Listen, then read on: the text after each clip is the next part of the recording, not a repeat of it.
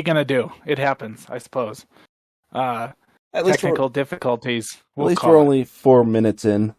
Okay, so to catch us up, John is not fully exhausted, but not doing great. Back from work. Yes. And then my name is about Rocky and Bullwinkle. Boom, we're caught up. We were discussing what's the matter with you being the alma mater of Rocky and Bullwinkle. Yes, Bullwinkle J Moose. Yes. So, all right, well, we burned the first 4 minutes and nobody even had to hear us talk. So that seems like a win for our viewers. Yeah, but well, how about can I kick off with an ethical? Yeah. I have a question I want to ask. Okay, so I was bartending. Two attractive ladies came in, and they were nice and they looked good and they smelled good. They were, you know what I mean? But in my head, I'm like, I can't. How do you compliment a woman because they worked at it? They put on lotion, they put on perfume, they want to smell good. But I know I can't go full like, you smell pretty. You know what I mean? I can't do that. And you can't go, like Sling Blade, like, you smell like French pot potatoes, but better. You know what I mean? So it's like, so you guys are married. How do you tell a woman you smell pretty without sounding like a complete creep? Is it possible? That's a tough one. I don't know how to. I think you got to be very subtle. I was going to say something smells good in here. Is it you? And then just stare at it. But it's like, but they worked on it. They want to. It's odd because they work at something, but you can't compliment. You can't go, hey, well done. Well, you know what I mean? It's odd. Yeah. That's a tough one, Kirk. I don't know. We're probably not the best two people to ask about that since, the whole married thing. Well, if you have, so you never, okay, so what cross your mind? Damn, girl, you smell good. Like that would never come up? Or like, well, I'm not saying that, but. Aforementioned married thing. So you guys already like each other. Okay, all right, so. Yeah. You're not offending one another, so no one's going, okay. So you're a bad test audience. You're a bad sample. A little bit. Yeah. Okay. Yeah. But I mean, I think subtlety would be your best friend there. If I had to guess.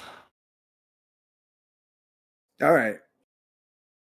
So don't stomp my foot and howl like a 1950s cartoon character. I was gonna say, no Looney Tunes. Don't do that. Yeah, probably not. I mean, well, I wish I would have talked to you 3 days ago. God damn it! You could have saved me, son of a bitch.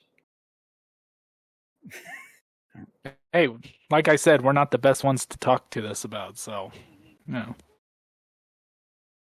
But speaking of things, Kirk, that aren't subtle. Oh, transition. Here we go. Where are we going? Everybody probably heard about William Shatner's successful flight into space. Yes, indeed. And he went up 8 minutes, came back down, crash landed, and everything was peachy. That's what I called my prom night. Hey-o. Okay, no, I'm kidding. Well, so I feel like the big takeaway from the whole thing was not that much, honestly. Right, it was tourism, right? It was just sort of a showbizy kind of glitzy, kind of just attention whorey kind of thing, right? I mean, there was no. Pretty much. Yeah, we didn't learn nothing. Well, considering he cut Shatner off when he was trying to give a speech, yeah, it was all a publicity stunt for Bezos. Right. Hey, that was the best part of the whole launch was when Bezos cut him off. I mean, that was pretty funny.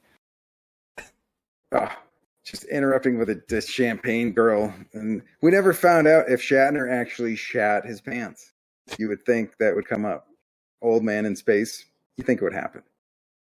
I mean, realistically, I know we kind of talked about it last week, but I mean, he was probably one of the ones that not pioneered space, because people were already going to space before Star Trek started, but it was definitely a mainstream to science fiction. Oh yeah, it was influential. Like there was a story about I forget the black chick from Star Trek. Like I guess she was actually Uhura. Well, that's she like was a pioneer in like actually going and recruiting, because she was sort of seen as a PR person almost for space, because she was hooked up with Star Trek, and then she got more like African American females like hooked up into the space program. You know what I mean? So I mean, it had a huge impact on the culture and society. Oh yes, considering it's still technically being made. There's still new season or series of Star Trek coming out. Yeah, like Whoopi Goldberg was in one. That was weird. You know, Whoopi for just any. I don't know. Anyway, you know, but no, it's almost like I don't want to, like, it's sort of like it's almost in a soap opera where it just kind of runs forever in different variations or different forms or something. You know what I mean? Like it just seems like it's constant. It's always there in society. Yes. Well, the interesting thing that I pulled from the whole launch was that mostly they were talking about the physical requirements that they had to meet to ride the rocket, and it boiled down to, can you climb 7 flights of stairs in 90 seconds? Was pretty much the physical limitations that they wait, like 7 stories, like I have to go up from I have to make it to the 7th floor in 90 seconds. I guess that seems impossible. Have you guys ever gone up and like? Short answer, yes. I was gonna say, because I can absolutely agree to this. What? You never did the CPAT test, did you, Chris? I don't think so, but you guys know my job is heavily involved in stairs, so I'm pretty sure I can handle it. This guy gets in staring contests all day, every day. He can take it. I want to say... So, part of the CPAT test, this is why it's kind of... was you have to climb stairs, and for those who don't know, the CPAT is the Candidate Physical Assessment Test for firefighters, of which I was attempting to be one and a volunteer for quite a while. Okay. It was that and then making chili. Go ahead. Yeah. But it's, I'm trying to remember, it's a ridiculous amount of steps you have to climb in a certain amount of time. 60 steps per minute for 30 minutes. Or for, not 30 minutes, that would be horrible. 3 minutes. Yeah, there's no way. So it's, what is that, 240? We're getting all mathy. Oh, sorry, 180. Well, but see, so the point was the 90-year-old William Shatner going up into space kind of proves, even though he looks fantastic for being 90, you don't necessarily even have to be that fit to go up into space, is what they've kind of proven. All right. Well, I mean, it's the biggest thing with that is just the takeoff, the acceleration or the G-force during the... Is it just absorbing the G-force part? That's really what you have to endure? That and possibly the landing. Dude, the landing actually looked to be the worst, because when that capsule dropped down, it hit relatively hard.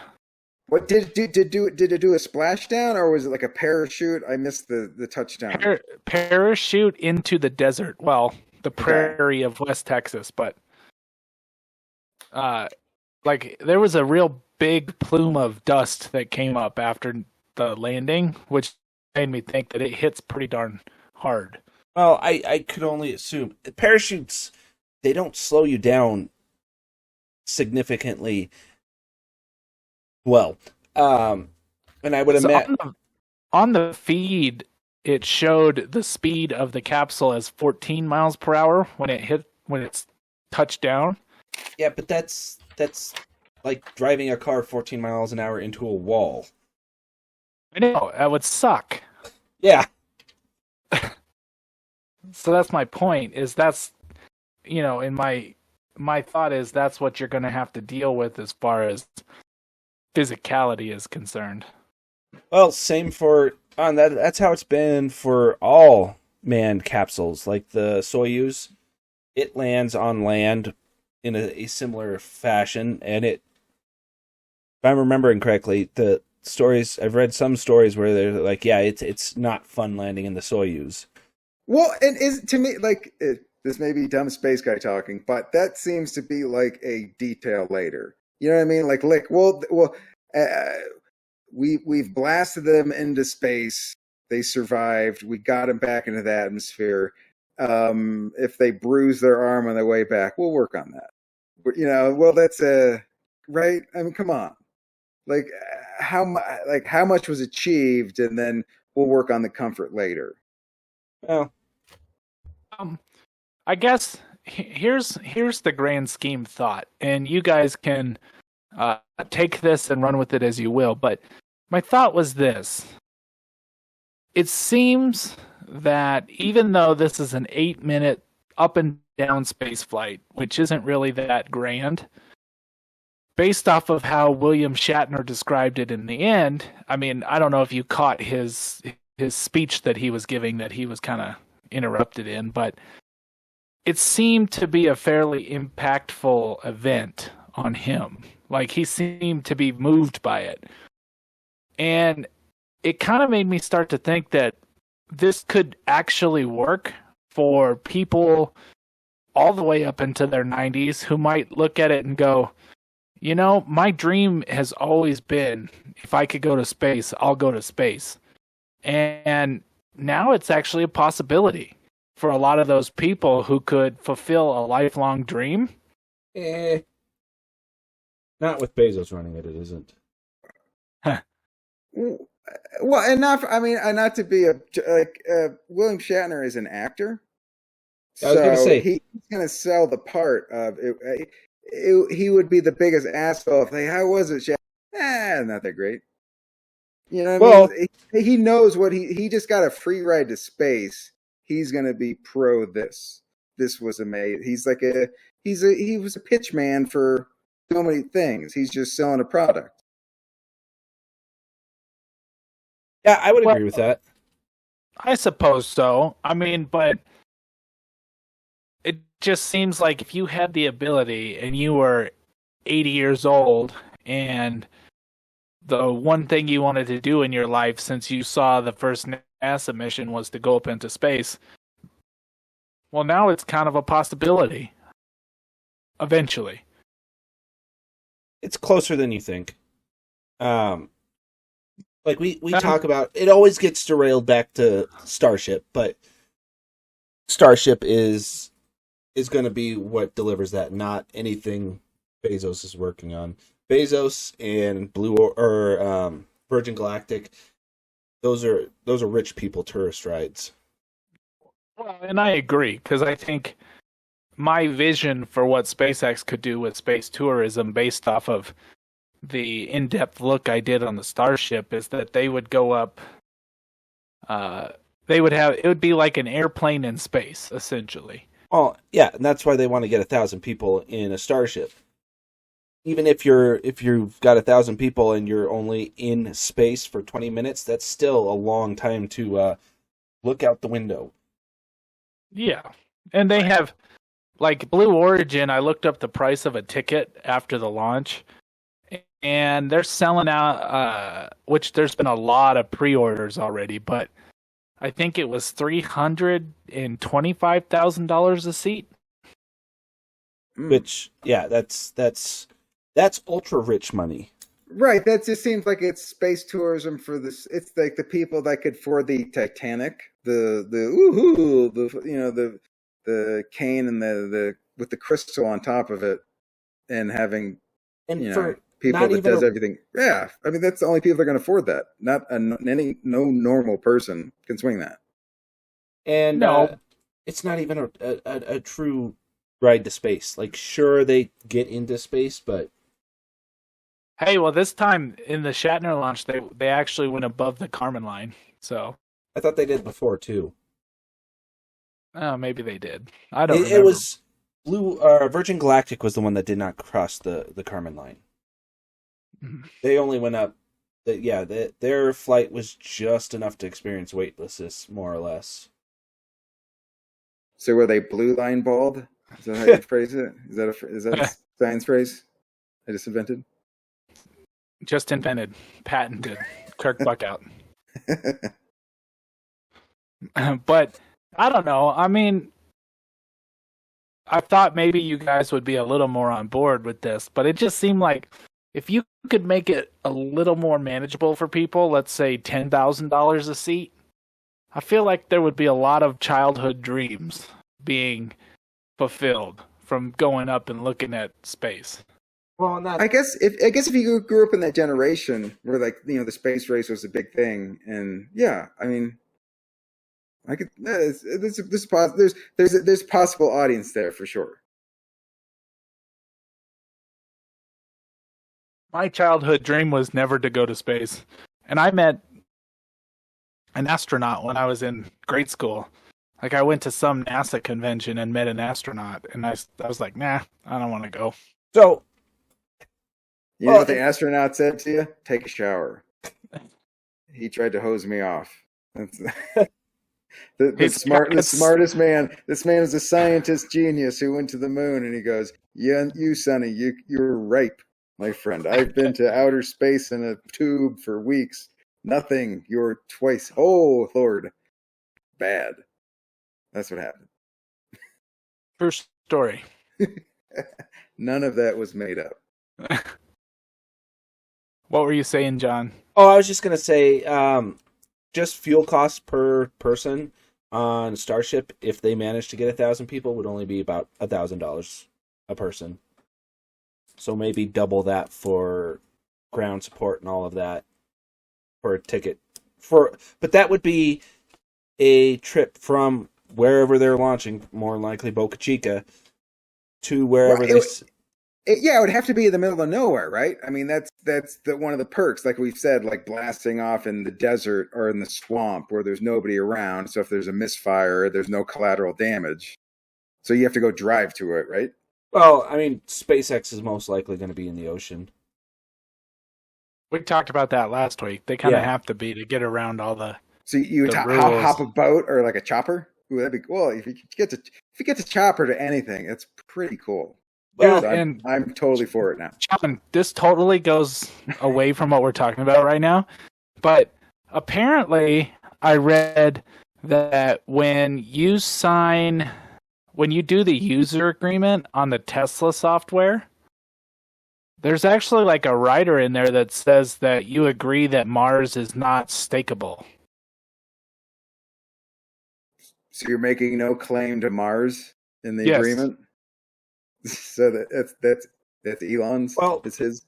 I mean, that's going to be a point of contention that is going to very quickly be found out, because I think it's going to immediately be tested, and I think once a Mars colony is self-sufficient, they're going to say, fuck the Earth. We're now this. Well, I just thought it was funny that was in a user agreement that Elon Musk made. He's like, hey, you're buying my car. You have to say that Mars isn't, you can't stake Mars. Well, and that's the thing that's going to come up is what happens when Musk sets up a Mars colony? Is it owned by the United States? Is it owned by Elon Musk? Is it... It would be a governed entity. Essentially, it would be a new world. Is Well, what the user agreement says. Yeah, the United States wouldn't have it because it's not on the United States, right? But yeah, it would be a thing. That's worked very well in the past for every country. No, the United States is absolutely going to claim it, especially if Musk is the one that sends it.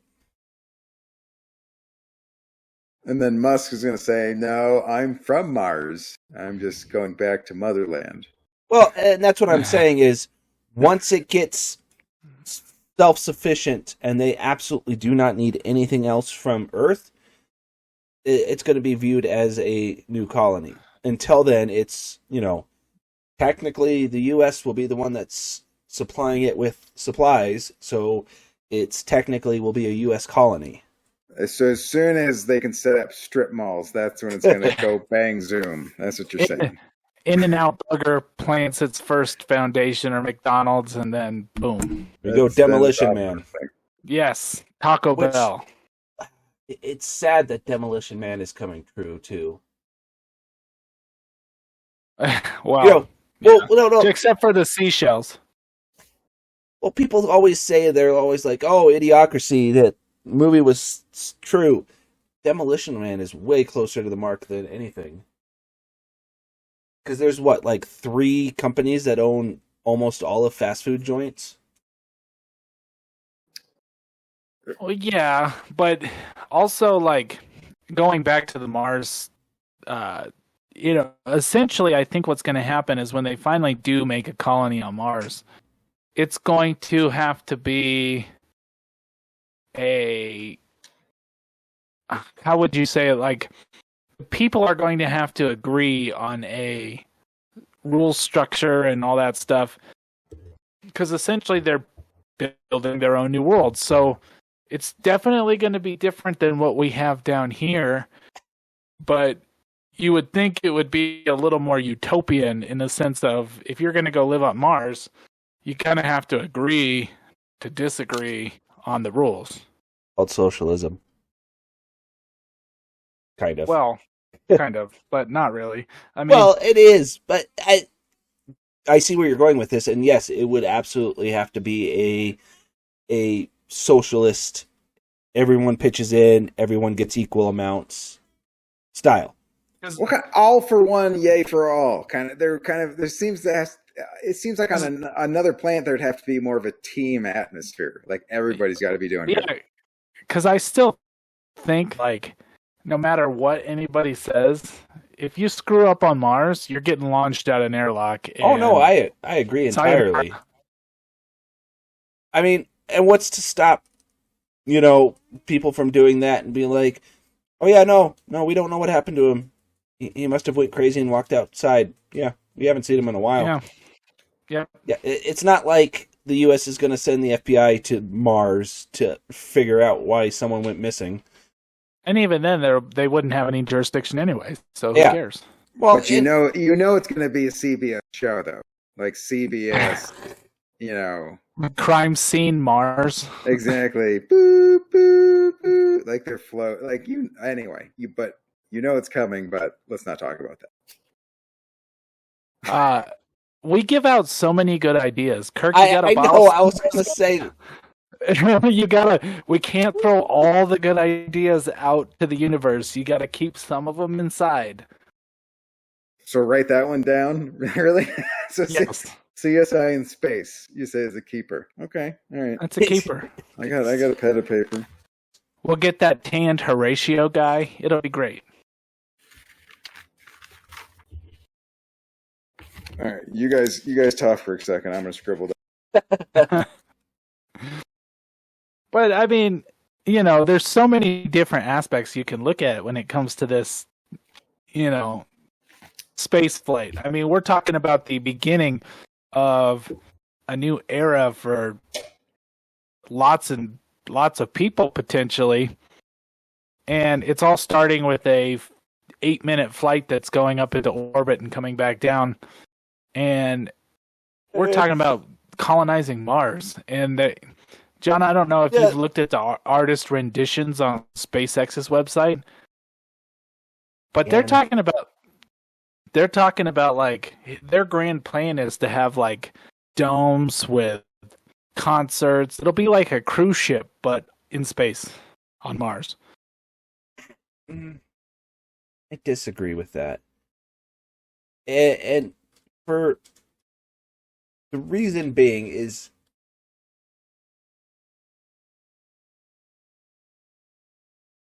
I don't know. Less Tommy Bahama shirts. First of all, Well, I mean, they're gonna. Yeah, I can see the renditions, and it makes sense. It's very Total Recall-ish, with the spaceports and then everything built into the mountains, and Yep. it's just. Oxygen. it seems very like like when cruises, like getting on a cruise and going like across the Atlantic, like to the average poor person, that was fucking unattainable. But you know what I mean? It was to me, it's like the same thing. You could go into space and do this. It's sort of the equivalent. The difference between that is it's going to take you 6 months to get there. So. Yeah, but that's. I was going to say that's like, New Explorers sail powered going across the Atlantic. And I guess what's the? I mean, tourism it's a pop in and a pop out versus, setting up a colony seems like something way different. Oh, tourism's decades off. Yeah, we're a long ways from the tourist aspect, but no, this is just one way. This is you've decided you and your family are going to Mars to start anew. It's just to get away from student debt loan. That's what people are going to be doing. That's what 90% of people. And the bill collectors would still find you. They would still call. Hello, I'm on Mars. We can meet you halfway. What? Wave a spaceship. We can just leave it in a bag by a tree.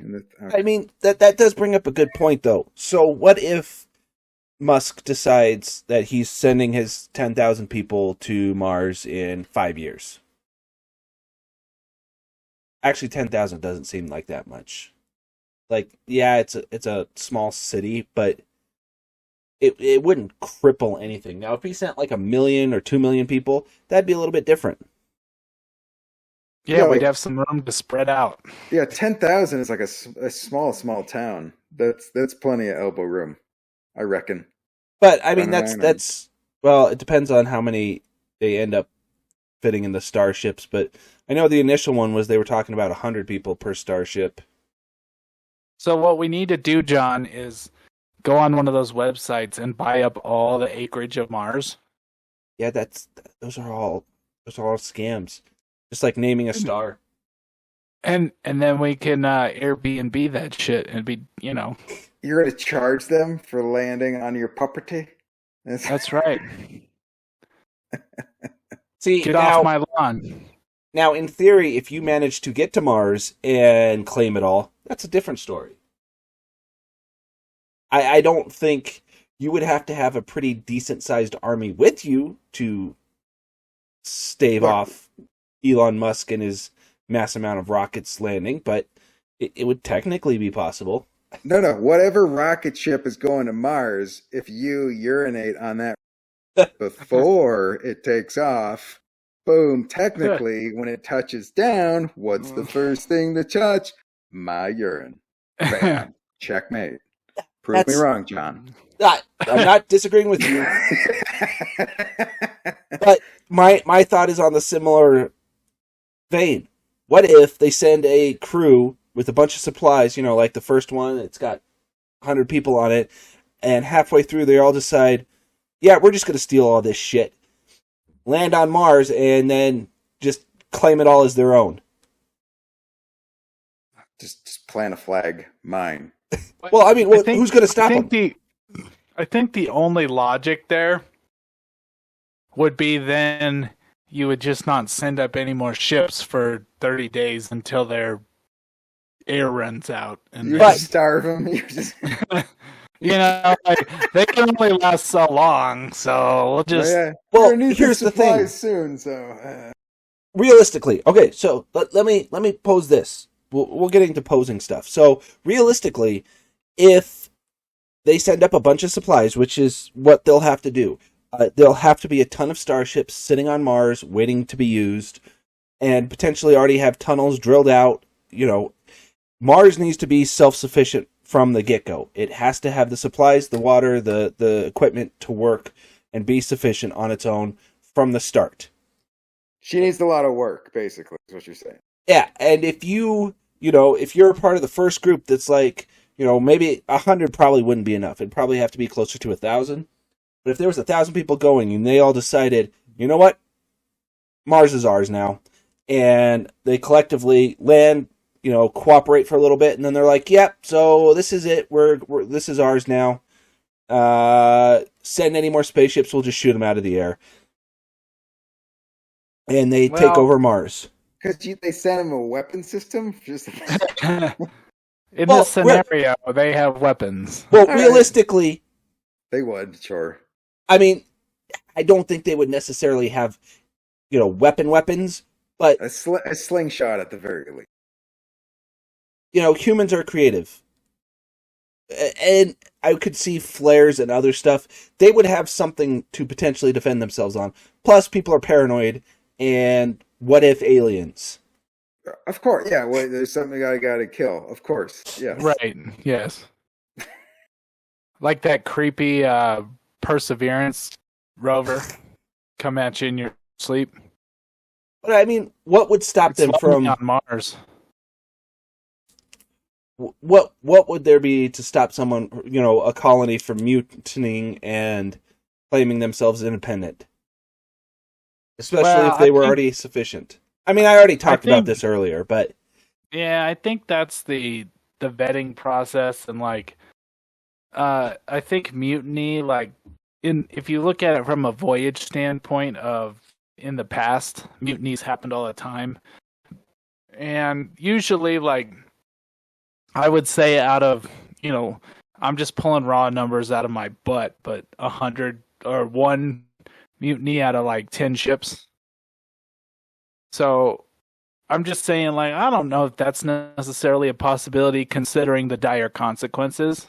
Yeah, but if you have someone charismatic enough that is able to convince everyone else that, hey, there's enough of us, we can survive. We have all the equipment and tools and stuff we need.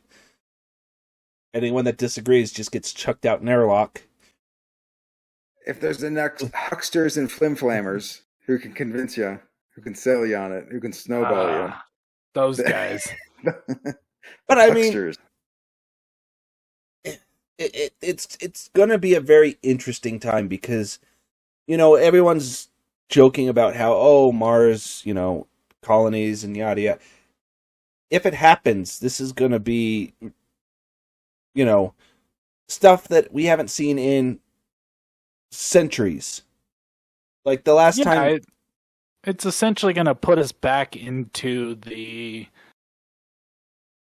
not Stone Age, but it's going to put us backwards in technology. I don't think essentially. So.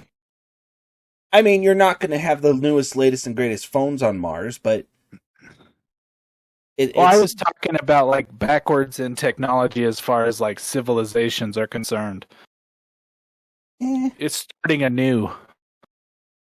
Yeah, but you're that would be like saying everyone that started when they started colonizing America went backwards from the time, which they didn't. And they didn't for the same reason. They had these sail ships that were taking months to get across the ocean, but bringing supplies and then taking supplies back. I mean, that's the thing with trade and everything. Right. Well, and then what? Well, and then war. Huh? I'm pretty sure we had a civil war. I know that's kind of what I'm. History is just going to repeat itself. Mars is going to declare itself independent.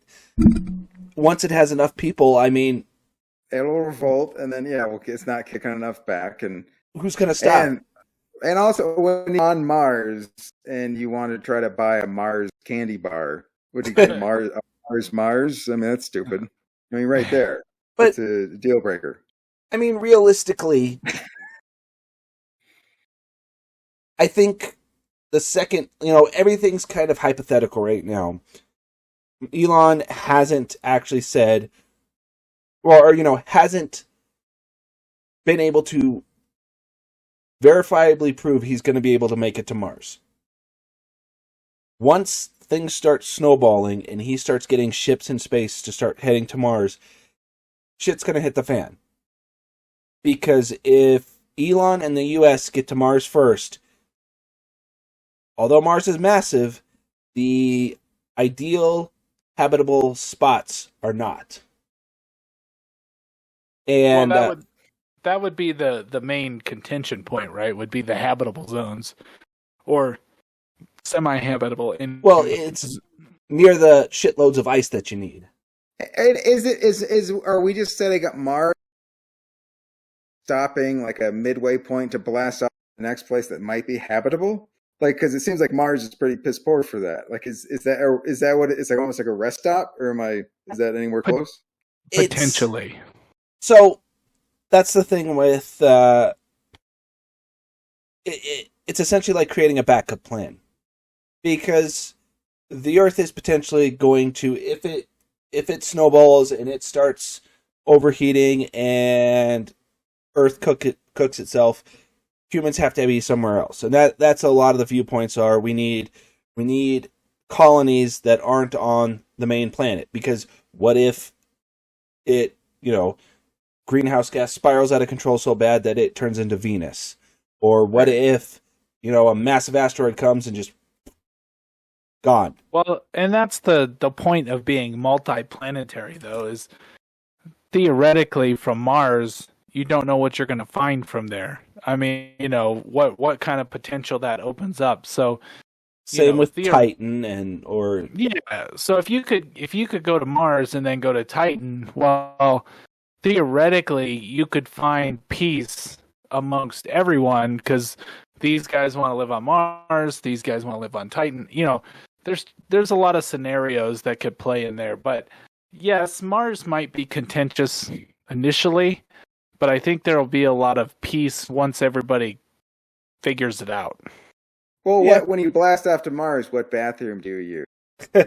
I mean, like, it's interspecies. Like, you don't even, it's planetary. You don't even, oh my God. So confusing. I'm guessing that's not, number one on their list of concerns, but. All right, you're saying that's more 17. Okay, all right. We'll get back to that one. My whole thought with this was, once Elon starts putting stuff into orbit to go to Mars, or even once Starship gets off the ground, what's to stop Russia or China from saying, you know what, nope, screw you, Mars is ours, and just start launching stuff at it? I mean, China's not exactly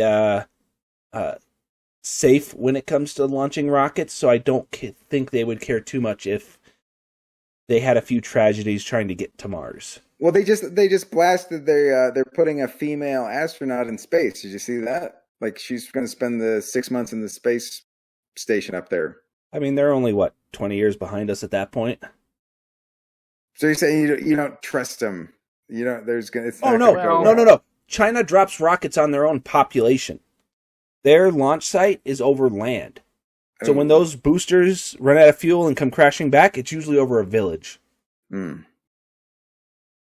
China doesn't exactly care too much about safety. That'll definitely be something we have, to look at when it happens. But it brings up an interesting point, John, which was a question that was posed kind of to me, was we're talking about going to Mars, but we started off the episode talking about Bezos's flight going over the Kármán line. Well, the question was, why are people so excited about an 8-minute space flight when 40 years ago we went to the moon? Priorities. So that's in my opinion the reason people are looking forward to the 8-minute little hops is because it's private. It's a potential economic. It's a tourist thing. And there's been a lot of people that have been like, "Why the hell aren't we, continuing going to the moon?" The biggest problem, and the problem that I knew, and it's the problem with the Artemis program, is the ships that can take and go and land on the moon can't carry shit. Like, if you look at those ships, they're tiny, they have limited capacity. If you wanted to carry a huge ass drill to drill into the moon or lunar surface to take a massive core sample, you can't. You cannot carry that weight on to Mars or to the moon. But Starship can. But Starship can. What about if this is space tourism and this is essentially, what about the idea if this is for the super wealthy? This is almost like the tax on the rich. You just keep the prices high, so the people that can afford it are the ones that can dish it out, and then somehow it. So you're just making Bezos richer, and Musk richer. You gotta do, because that's what it's going to be. Because it's like, who else is going to be able to afford this? Like the average, like I said, there's like 40% of Americans have like passports, so 60% of the people don't even leave the country. So what are the odds they're going to leave the planet? Oh, very little. Right. Except it seems like it's a very narrow amount of people.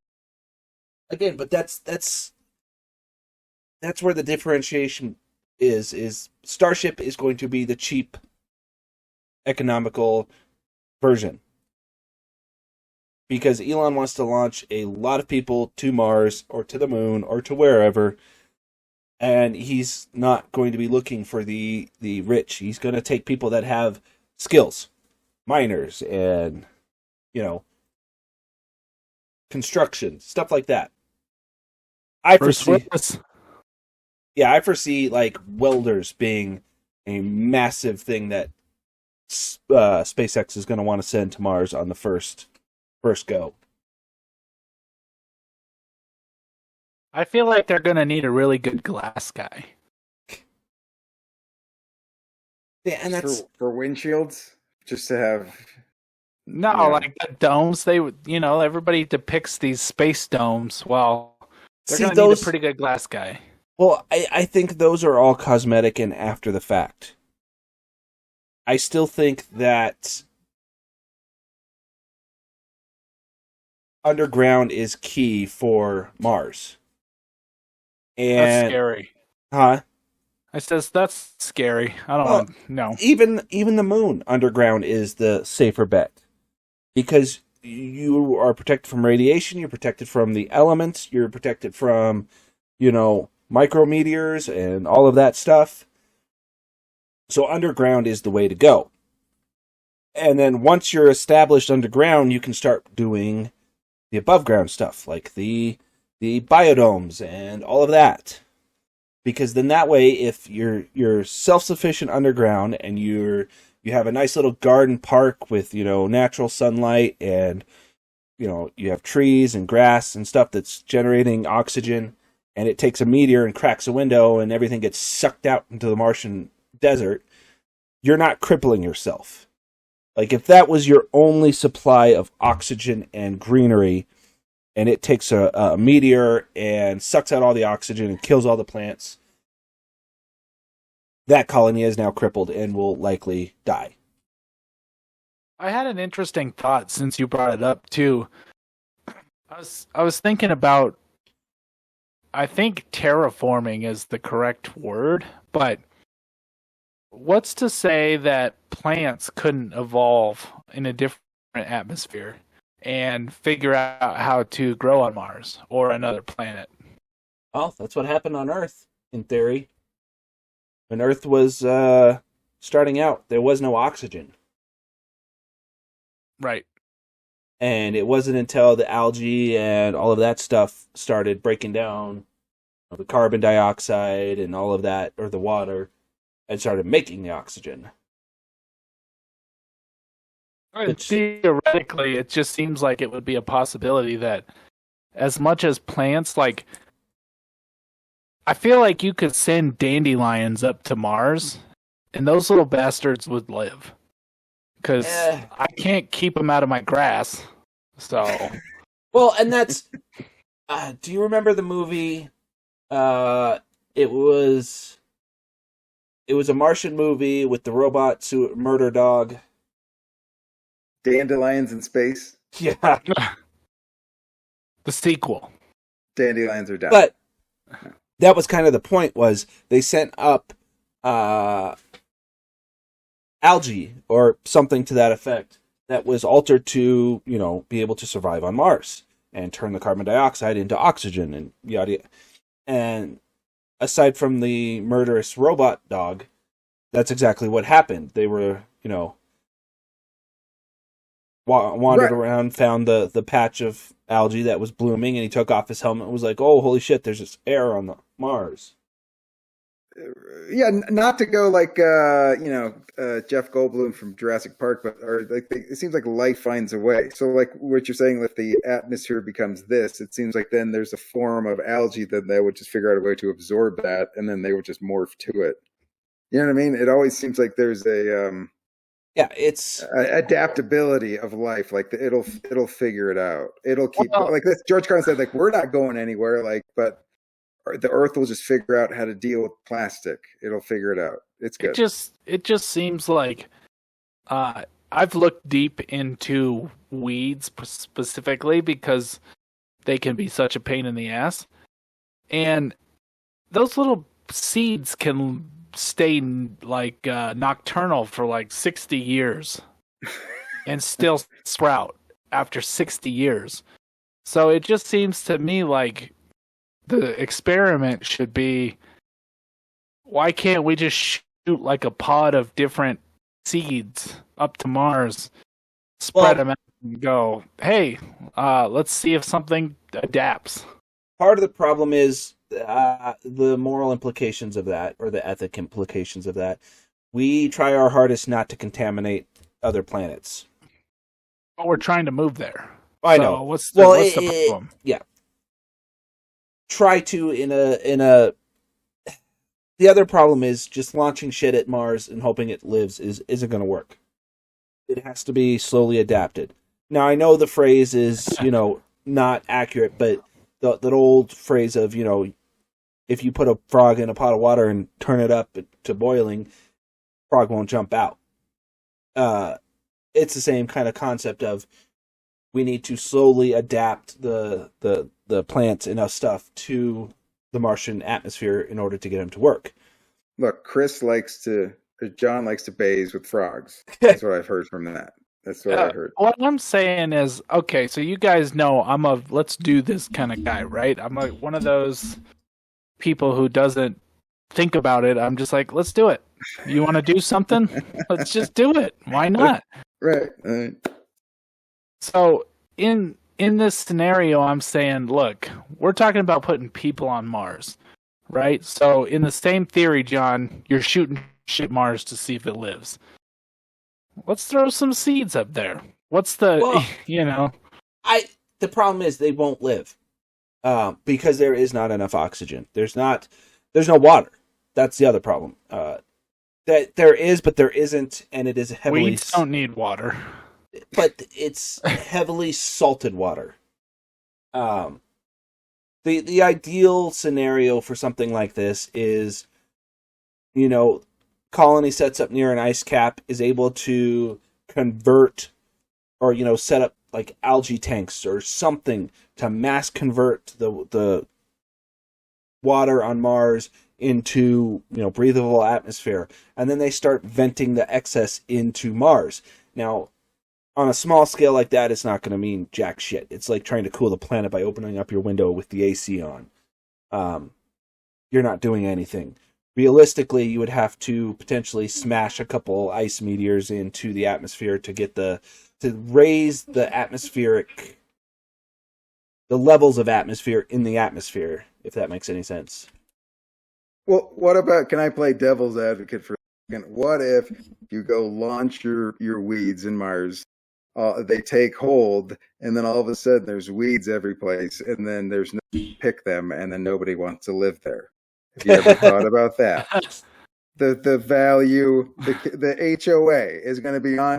It's about all of these damn weeds that you planted, and nobody wants to pick them. Come on, a little foresight, people. There would be an HOA on Mars, adapted right away. They would come in immediately. Your weeds are too tall. You're gonna need to cut those down. Honey, I need to blast off. Be gone for 7 months because I have to go pull weeds on our property in Mars because they were going to be fined $50. God damn it! And all this red, we don't like red. I need you to change that. So it's not an approved color. We're not communist people. It's just the color of the planet. It's not even. Come on. Well, I actually I enjoyed the way that conversation morphed. I thought we went into an interesting direction there. I mean, granted, Eric's trying to kill me. Space weeds wasn't exactly where I saw us going, but that's where we went.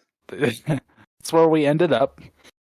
And hey, look, it's the fun part about a podcast, right? We start off by talking about Bezos being a dick, and we ended up at space weeds.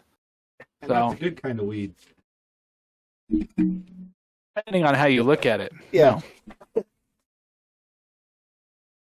But with that, Kirk, or what's the matter, you? Let's go over to your corner. Let's go over to my corner. Let's go see what you got this week. Now, I will admit that it didn't do anything. Okay. It's up front. At least you... Still Mount Coosamore and the ocean thing. Well, this corner, basically, it's kind of I was thinking the baseball, take me out to the ball game. And I sort of thought about it was written so long ago. We were just talking about space race times. Back in that era, baseball was huge and all the kids watched baseball and they followed it. They don't seem to have the attention span anymore. So to me, it would be sort of my update. Here's a 2021 version of a response, a rebuttal from a kid today. But Chris, do you remember taking me up at the ball game? Could you give the original? Because you were a baseball loving fan. Yeah, of course. I was gonna say, yeah. Well, I know. I at least know the first few lines. Can you guys do the whole thing? How about if you do the original? When I do the rebuttal, it'll be fresher. So can you guys take me out to the ball game? Are you asking for line by line, or could you do it? I mean, yeah. Could you come on? I'm not doing it in my head, and I've gotten through 5 lines. Take me out to the ball game. Take me out to the crowd. Yep. Buy me some peanuts. Buy me some nuts and Cracker Jacks. Yep. I don't care if I ever get back. Yep. So it's root for the home team. Uh-huh. If they don't win, it's a shame. Yep. Got 1, 2, 3 strikes, you're out. At the old ball game. Beautiful. Nice. Well done. Blah, blah, blah, blah. Okay, so to a kid today, I don't think they're connecting with that. So here's the remix. Okay, ready? Here's the new thing that's going to launch baseball back to kids. So it's, please, for the love of God, don't take me out to the ball. I'm uncomfortable with crowds. Don't buy me peanuts or Cracker Jacks. I'm deathly allergic to peanuts and have no idea what Cracker Jacks is. I don't know what that is. No, I do care when I get back. My life is carefully structured. I have ADHD and my tablet battery is almost dead. I can't take this primitive game anymore. I will root for the home team only if they are in playoff contention, aren't on steroids, putting sticky stuff on their balls, are about to switch to another city. Other than that, I will root for that team. If they don't win, who really cares? For it's 1 labor strike, 2 labor strikes, 3 strikes, and you're out at the old ball game. Now let's leave early to beat the traffic and hope we didn't catch the Delta variant of the old COVID virus. Play video games. I'm bored. Okay. Come on. That is the remix of the old for the kids. It might connect them back. There was iPads, there's batteries, there's boredom. I think it's a grand slam, which is a term they don't even know.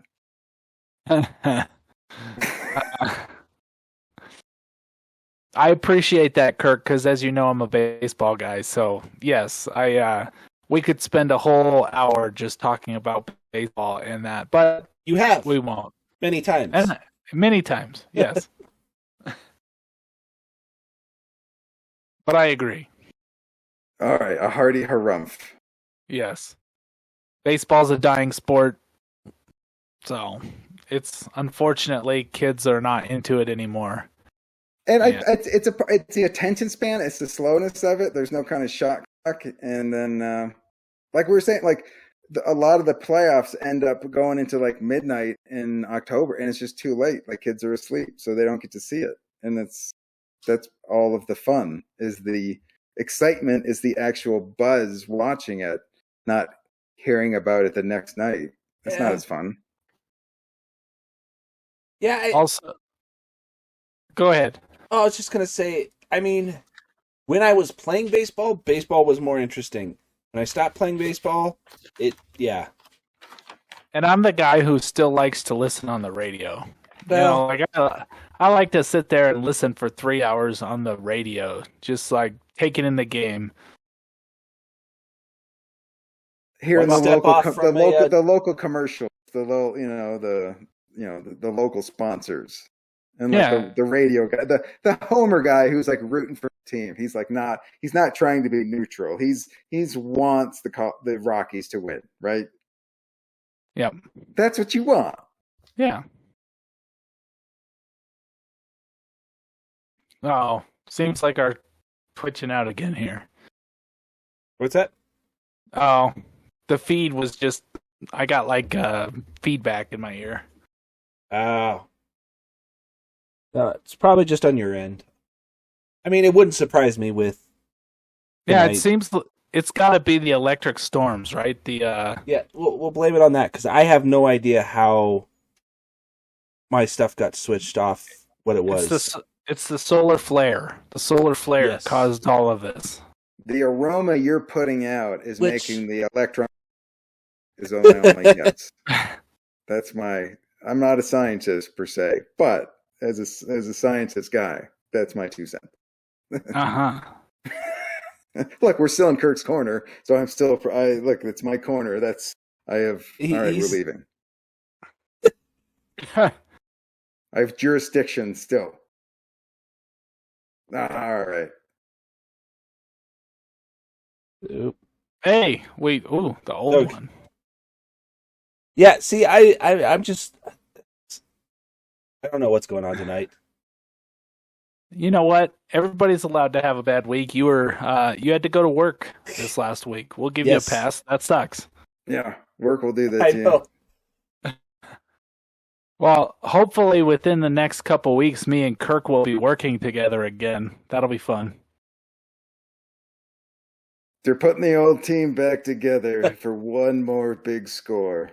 There's a couple boxes that needed to be delivered. Find a way, and I won't have to drive anywhere. And then we'll stop and we'll eat chili. So that'll be good. Well, not for you, but you know what? I will take chili farts over what you normally. That's what I'm saying, folks. Chili farts are an improvement over this man's normal aroma.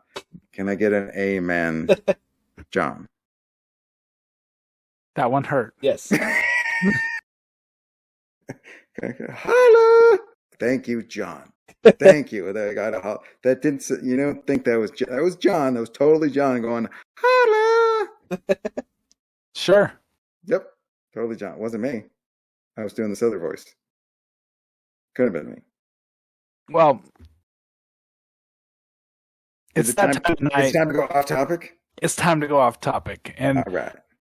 I'm gonna start out. I had this. I was gonna send it over, and of course I didn't. But there's this first like AI robot that I don't know. It's supposed to be like the first truly sentient robot, I guess.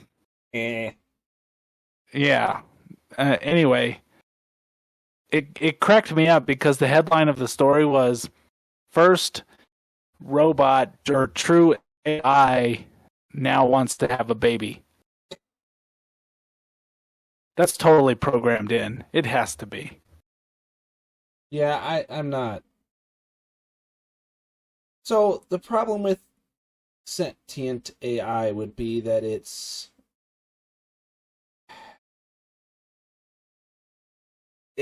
not possible. Like It doesn't. It doesn't have the hips for it. First of all.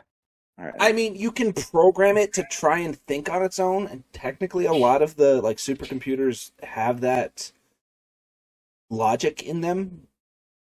But to have it be sentient would be that it is now classified as a living being.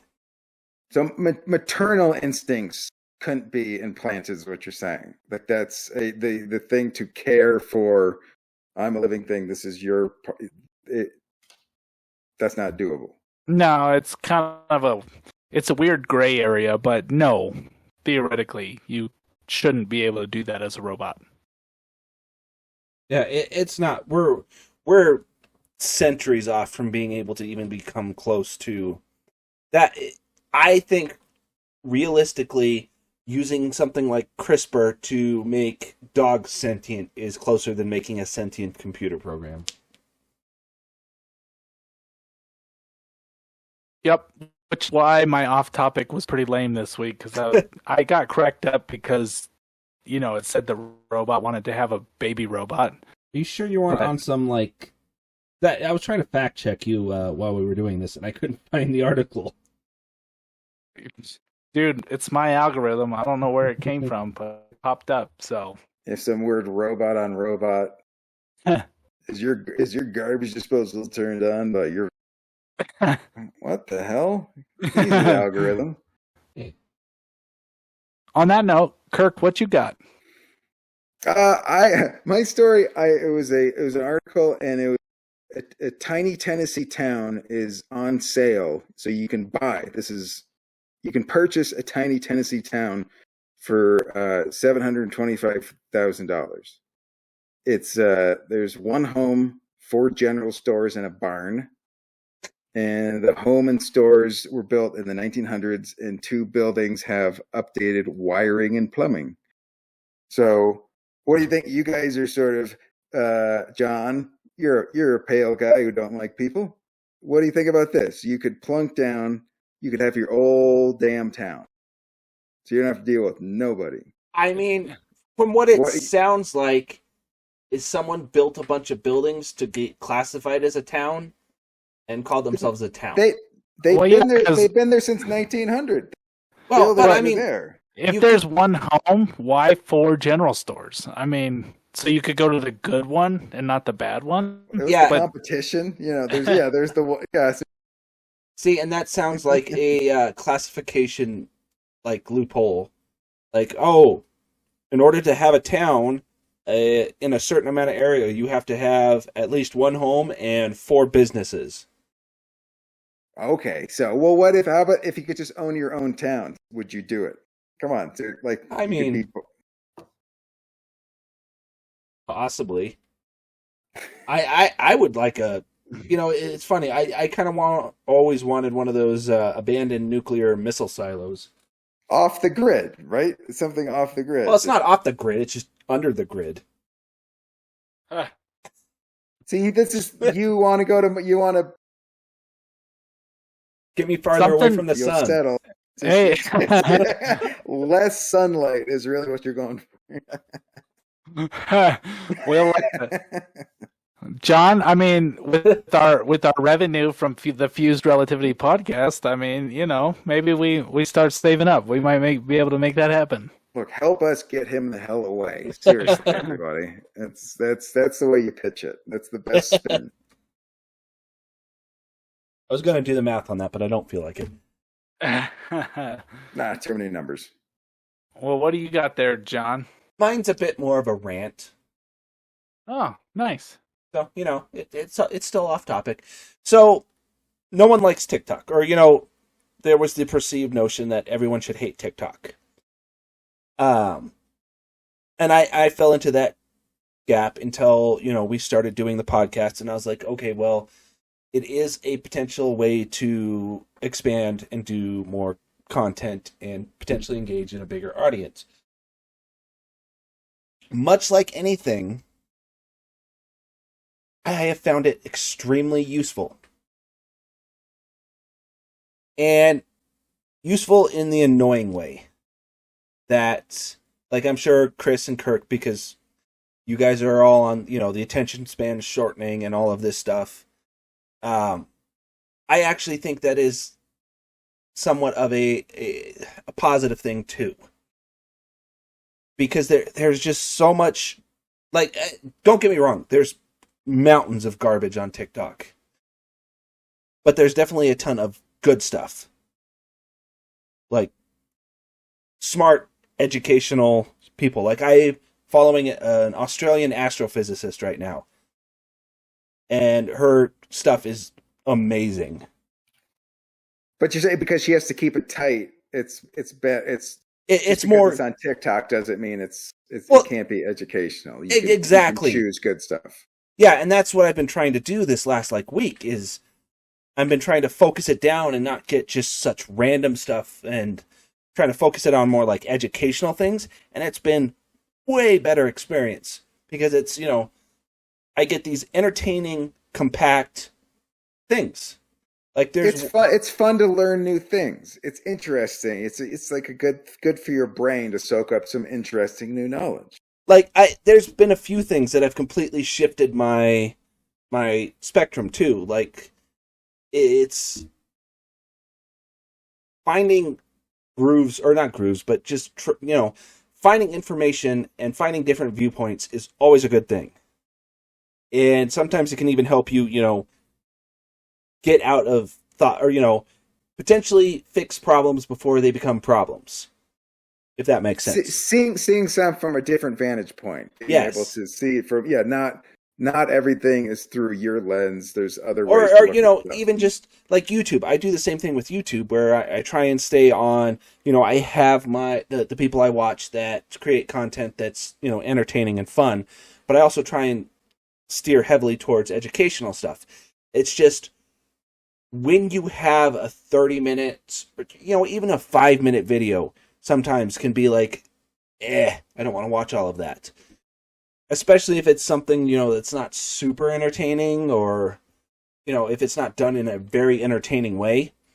Right. It can be dry. Economical. The fewer, the less is more, the very economical, a minute and a half or something. But if you have that minute and a half where it's like, oh, hey, do you want to know that this place, this happened, here's a few key details, and that's it.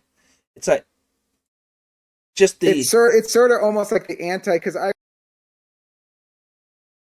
like on FM DJs, there used to be people that would talk between songs, and they would kind of platter, and like on AM radio they'd have nothing but time to fill, and they would just talk a lot, and like it's that's almost like a podcast, but on a YouTube or a TikTok, it's short, it's succinct, it's got to be more economical and focused. Yeah, and they don't have the time, they don't have the attention. Yeah, and it's broken up between hey, funny video, couple educational videos, funny video, like I don't know if either of you have heard of Hank Green. I hadn't heard of him until I started looking at TikToks, but it's like he's don't even know how to describe him because I'm just still fairly new to his style of stuff, but he's funny and educational. And it's great. I think that short time has a much better thing for comedy. Like, comedy is rampant on TikTok.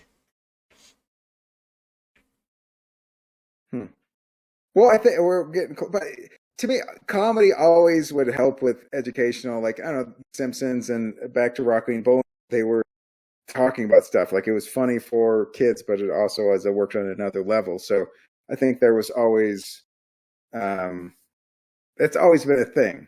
Yeah. Just sort of like what it's, like what we started talking about is kind of what we're finishing up. That was weird. It wrapped up nicely. Now the question is, did we lose Chris? Did he?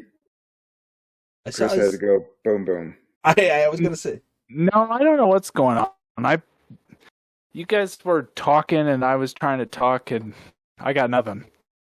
Oh, okay. Well, we're wrapping up. So good. Can you? We're back to wrap. Did you have any thoughts on the whole TikTok rant? I think TikTok is the perfect culmination of our society at this moment. And if you can fit a poignant thought into a minute to a minute and a half, it's perfect. Yeah. But anything longer than that, and people get lost and distracted. Well, let's take, for example, yesterday I sent you, some guy had used a CNC machine to write out the entire script of Shrek on a piece of paper and then framed it. Yes. Like, if that was a 10-minute video on YouTube, I wouldn't have watched it. Right. But since he did it in minute and a half, 2 minutes, I was like, okay, I can sit through this. And then I was like, you know what? That is very impressive. And the concept in and of itself is amazing. If I wasted a minute and a half, it was good. If I wasted 10 minutes, fuck this guy. Is that what it was? But it's more, time is valuable. And if you're... The biggest problem with YouTube is you get paid the longer your video is. And in a 10-minute video, usually it's, being stretched. So you're everybody attention span is getting shrunk. The audience's attention shrunk, and your video, the only way to keep them is to keep it tight, and then they might come back and then they share it. But if you do 10 minutes, no one's going to stick around that long.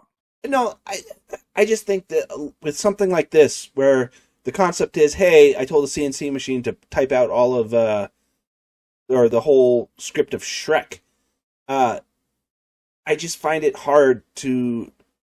How would you make that a 10-minute video when it's CNC did all the work and I framed it? It's like it worked perfectly for a minute video. Right, 10 minutes is way too long. That's I'm already bored. You know what I mean? Like I don't. Yeah. If you're even the most staunch computer nerd, after like 3 minutes is tapping out. Well, and a lot of the DIY stuff is all just filler. Like, they'll be doing something and explain a story of something that happened years ago. It's an interesting topic. But like you said, we're already at almost an hour and a half again. Right. And with number 33, with Larry episode Larry Bed. Okay, I was going to say, if you cut out right after Larry, and I was like, was he going to say bird? We were on pins and needles to see what your... Oh, that heightened the tension. Yes, yeah. Yes. Yeah. Okay. Episode 33 in the books. It was... I thought it was good. We kind of, sprung off on some good topics there with the Blue Origin launch and... Mutiny in space.